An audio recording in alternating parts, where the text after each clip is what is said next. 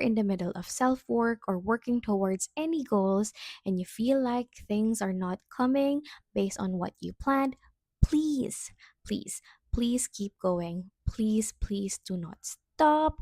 Please keep on praying. Please keep on believing. Please keep having that faith. I know it's easy to question, lalo na kapag nandoon ka sa kalagitnaan and you've already tried everything, you keep on waiting for many years, pwedeng you keep on working towards something like a promotion, pero wala ka pa rin nakikitang any result.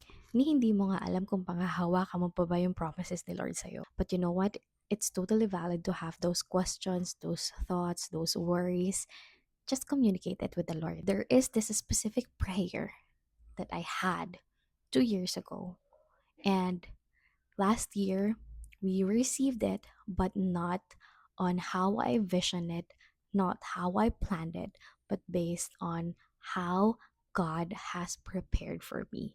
Medyo ang vague, diba? But what I'm trying to say is life is uncertain. Hindi mo alam kung ano mangyayari sa'yo mamaya, bukas, sa makalawa, sa susunod na buwan, sa susunod na taon. We are all clueless of what's the end of that tunnel. Pero ang galing, diba? Because I think it's God's way of telling us na wait, diyan ka lang, ako na to, trust me on this. So kung ano man yung pinagdadaanan mo ngayon, or kung ano man yung pinagdadasal mo, kung ano mang goal yan na meron ka ngayon, please keep that faith, keep believing, and please keep on working on things. If you are in a workforce kagaya ko and you're working tirelessly, you're working so hard, maybe working overtime towards a certain position, maghintay lang tayo. Hindi man natin makuha yung posisyon na gusto natin at this very specific season.